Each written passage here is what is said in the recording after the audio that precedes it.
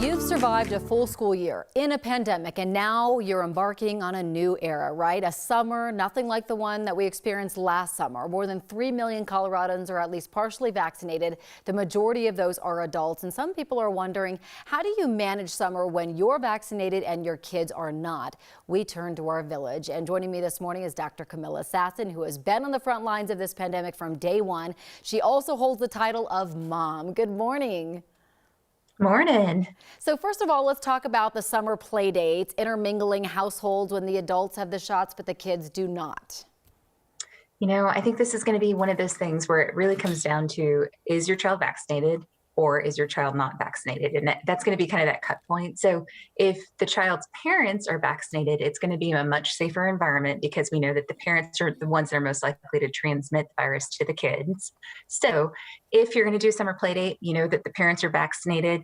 Best case scenario is always going to be outside as much as you can, whether that's at the pool, going hiking, doing outdoor activities. But if you do have to bring it indoors, should be safe, again, as long as the parents are vaccinated. If not, you may want to consider putting your child in a mask and asking the other child to mask as well.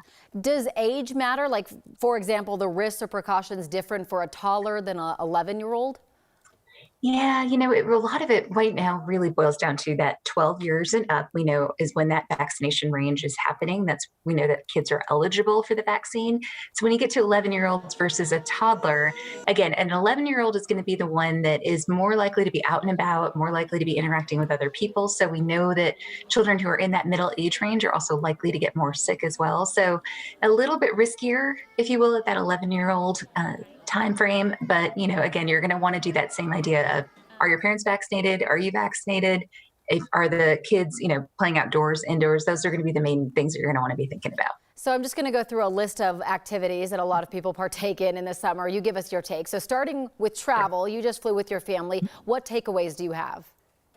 Well, I just flew to Hawaii, so that is 10 hours of travel with a 4 and a 6-year-old. So I feel like I should get a medal, first of all, for that. But so most importantly, I don't know what we were thinking, but it actually went pretty well. I always sort of say, what's my handy pack for what I'm going to take? So obviously the hand sanitizer is always key. So we're, constantly hand sanitizing with the kids, a mask for them. Whenever we're indoors, always going to be masking with them. My 4 and 6-year-old obviously are not vaccinated yet. My husband and I are. So we're going to do this. And we're also going to wear our own masks, just again, to be good role models for our kiddos.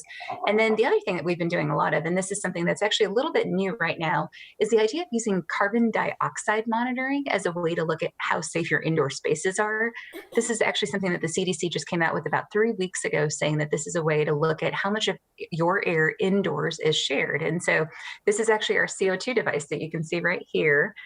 What it does is it actually monitors and tells you exactly what is that carbon dioxide level. So when it gets above 1,000, that's when we know that the air is about 1% of that air is shared air. When it gets above 4,000, about 10% of that air that you and I are breathing is going to be shared air, meaning that somebody has just exhaled it. So we use this device actually everywhere we went to make sure that, we're not hopefully being too risky with our indoor activities. But the most important thing you can always do is stay outdoors.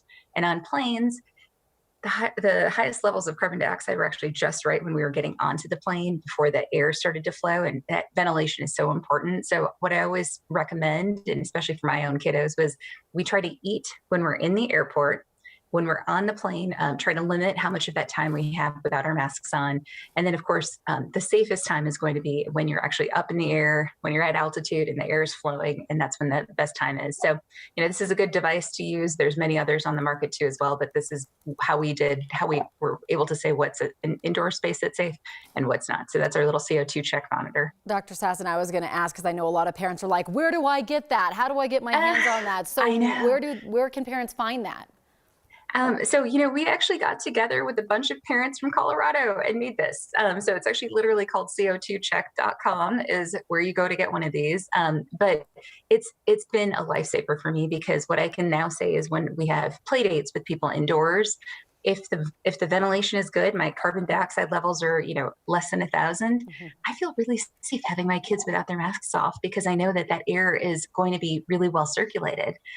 So again, available online, Colorado made and born, with a bunch of other parents who are really here to just sort of help help keep our kids safe and to empower people to have information. I think that's the biggest thing right now, especially for me as a mom. I want the data. I want to know that that space is really safe. I want to know that that air is really well ventilated. And that's always been, something that was really difficult for me as a doc. So now that I know I can use a device to say, look, this is, when it gets above 800 or 1,000, which it can go pretty fast. It's already it climbs up pretty quickly just by breathing into it. As you can see, it's going up to about 2,500, 3,000 just by me breathing into it. Isn't that crazy? That is crazy. That's something new that I had not heard of. So I'm glad that you brought that up. Dr. Sasson, really appreciate you joining us. Always nice to see you. Thanks so much. And safe travels. And most importantly, have fun this summer and get outdoors. It's time. All right.